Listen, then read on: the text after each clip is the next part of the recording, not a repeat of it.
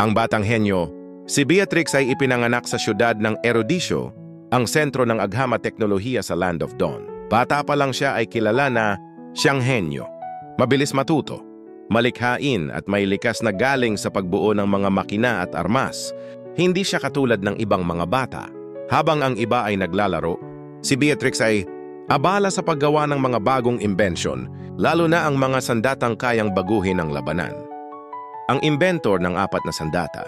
Sa kanyang eksperimento, nakabuo siya ng 4 na makapangyarihang sandata. Renner, isang sniper rifle para sa long range. Bennett, missile launcher para sa malawakang pagsabog. Wesker, shotgun para sa malapitan. Nibiru, rapid-fire blaster para sa sunod-sunod na atake. Siya mismo ang nagdisenyo at gumawa ng mga ito.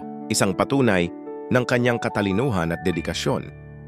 Rebelde sa sistema. Sa kabila ng tagumpay niya sa siyensiya, unti-unting nabigo si Beatrix sa paniniwala ng erudisyo na laging kapayapaan ang sagot. Sa mundo na puno ng kaguluhan, mga halimaw, at madilim na mahika, hindi sapat ang salita at ideolohiya. Gusto niyang magbigay ng konkretong solusyon, sandatang kayang ipagtanggol ang sangkatauhan. Ang proyektong Dawnbreak, lihim siyang nagsagawa ng eksperimento na tinawag na Dawnbreak. Isang mapanganib na proyekto na nagtangkang pagsamahin ng teknolohiya at isang hindi pa lubos na nauunawa ang enerhiya. Ngunit nabigo ito.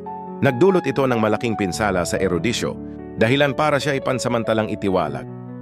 Ang pagbabalik, imbes na sumuko, nagtago si Beatrix at pinalakas ang kanyang sarili bilang isang tunay na mandirigma. Hindi lang siya inventor. Ngayon, siya na rin ang gumagamit ng sariling mga sandata sa labanan. Bumalik siya bilang isang sundalong walang kapantay, handang ipakita sa mundo na ang agham ay hindi lang para sa pag-unlad, kundi para rin sa proteksyon.